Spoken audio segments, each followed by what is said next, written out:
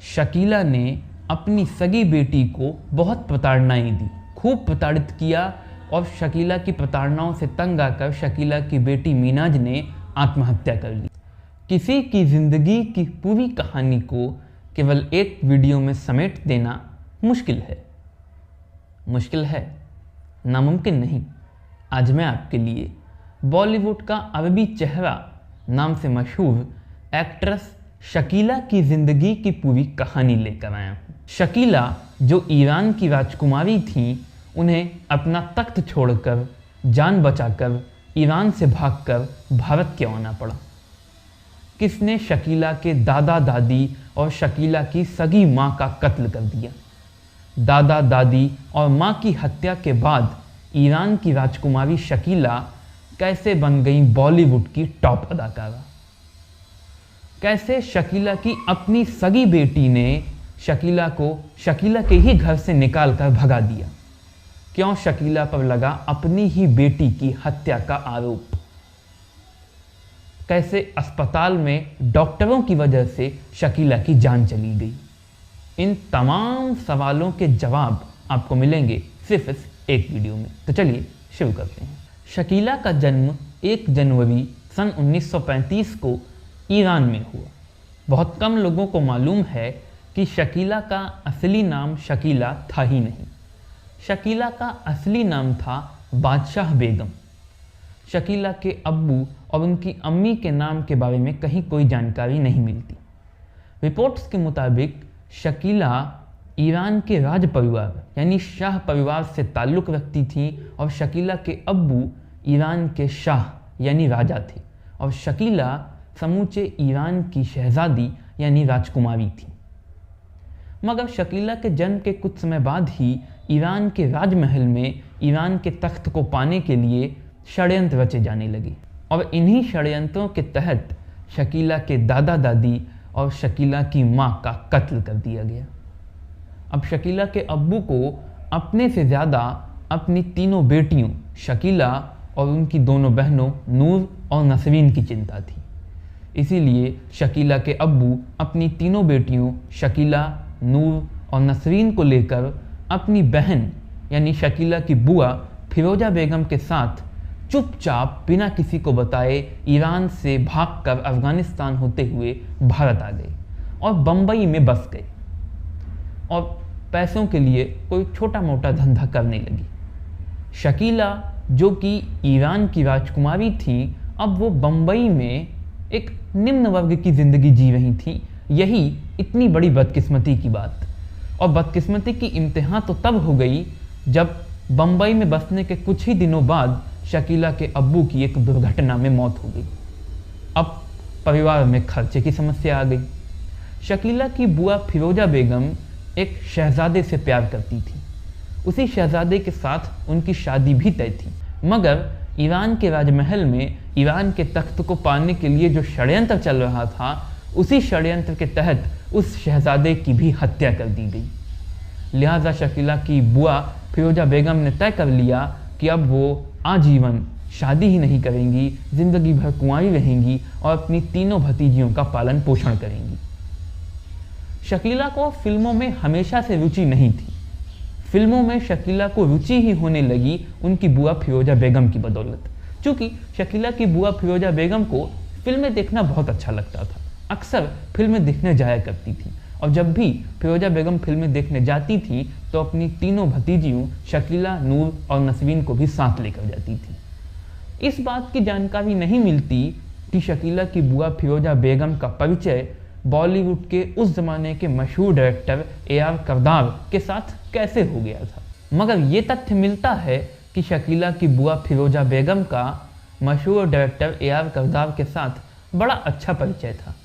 AR करदार ही वो पहले Bollywood director थे जिन्होंने शकीला को अपनी फिल्म दास्तान में एक छोटा सा रोल ऑफर किया।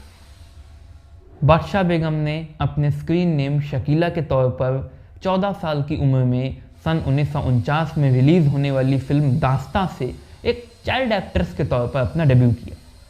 दास्तां हिट हुई और इस फिल्म में शकीला के काम को भी नोटिस किया गया। इसके बाद शकीला ने गुमस्ता, सिंदबाद द सेलर, राजरानी दमयंती, आगोश, शहंशाह और राजमहल जैसी कुछ और फिल्मों में चाइल्ड एक्ट्रेस के तौर पर भी काम किया।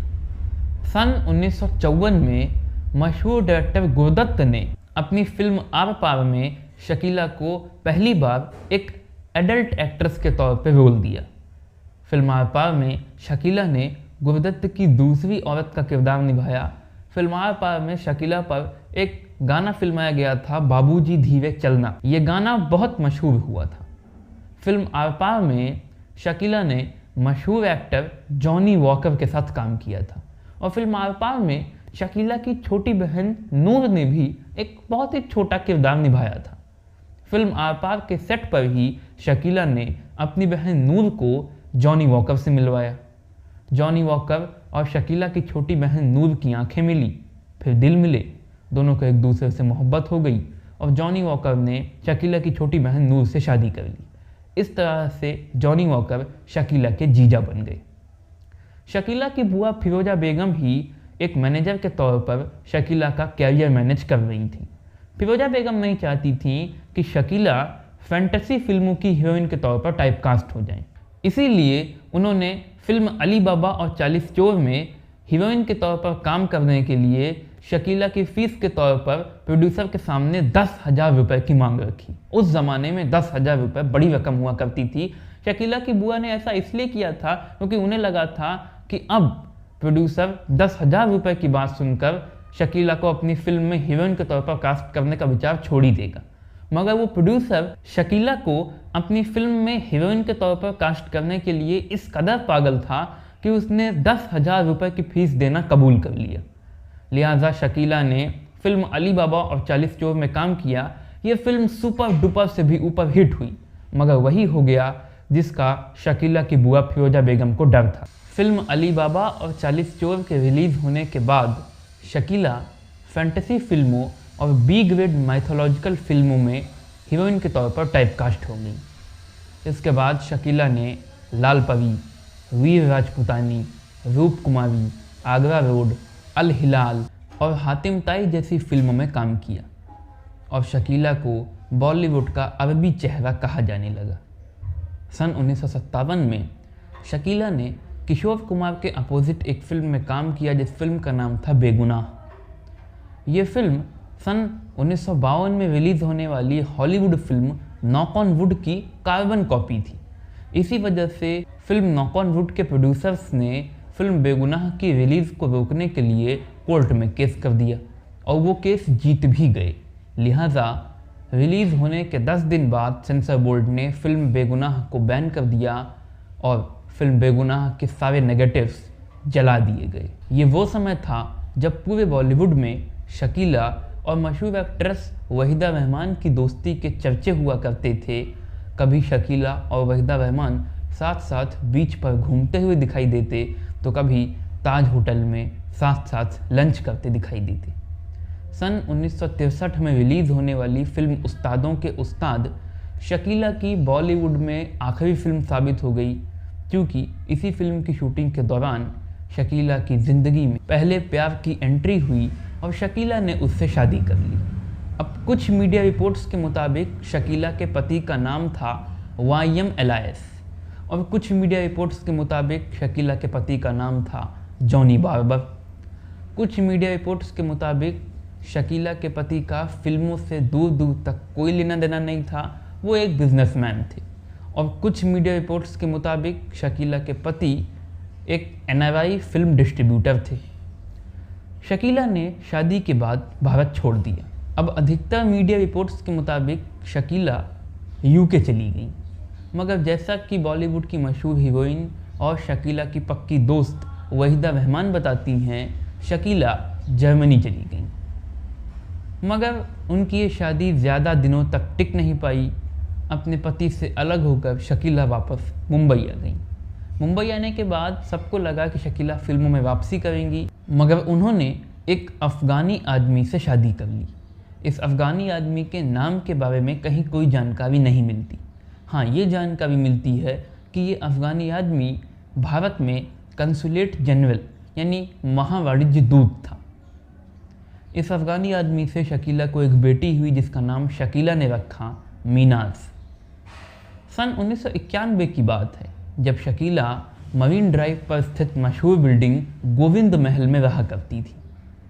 शकीला की बेटी मीनाज ने इसी गोविंद महल में सुसाइड कर लिया, आत्महत्या कर ली।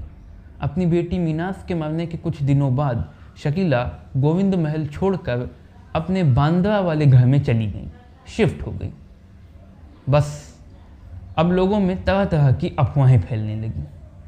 उन अफवाहों के मुताबिक शकीला ने अपनी सगी बेटी को बहुत प्रताड़नाएं दी, खूब प्रताड़ित किया और शकीला की प्रताड़नाओं से तंग आकर शकीला की बेटी मीनाज ने आत्महत्या कर ली।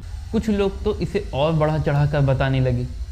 उनके मुताबिक शकीला की बेटी मीनाज मरने के बाद भूत बन गई और चुड़ैल बनकर शकीला की बेटी मीनाज ने शकीला को बहुत परेशान किया, जिससे तंग आकर शकीला गोविंद महल छोड़कर अपने बांद्रा वाले घर में चली गई। यानी कि शकीला की बेटी मीनाज ने मरने के बाद चुड़ैल बनकर शकीला को शकीला के ही घर से भगा दिया। हालांकि इन बातों की कोई पुख्ता जानकारी नहीं मिलती, इसलिए पर्सनली मुझे लगता है कि ये सब बातें केवल कोई कल्पना है, महाबकवास हैं। ऐसा कुछ नहीं था, ये झूठ था। हाँ, आपको इस बारे में क्या लगता है? आपकी इन बातों पर क्या राय है? कमेंट सेक्शन में कमेंट करके मुझे ज़रूर बताइएगा। इसके बाद शकीला अपने बांद्रा वाले घर में ही बॉलीवुड की चमक धमक से दूर रहने लगी। इस दौरान वो अपनी पक्की दोस्त वहीदा रहमान के साथ हमेशा टच में रहीं।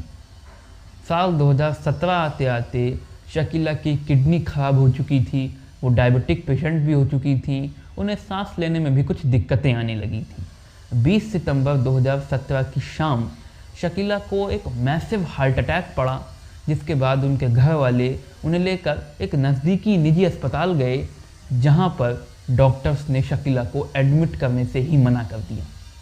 शकीला के घर वालों ने बहुत मिन्नतें की मगर डॉक्टर्स राज़ी नहीं हुए। मजबूरी में शकीला को बांद्रा से बहुत दूर जुहू के आरोग्य निधि हॉस्पिटल ले जाया जाने लगा, मगर हॉस्पिटल ले जाते वक्त रास्ते में ही शकीला की मौत हो गई। भले ही शकीला ने अपने 14 साल के कैरियर में केवल 50 फिल्मों में ही काम किया, मगर शकीला हमेशा बॉलीवुड के अरबी चेहरे के तौर पर हिंदी सिनेमा के दर्शकों को याद रहेंगी।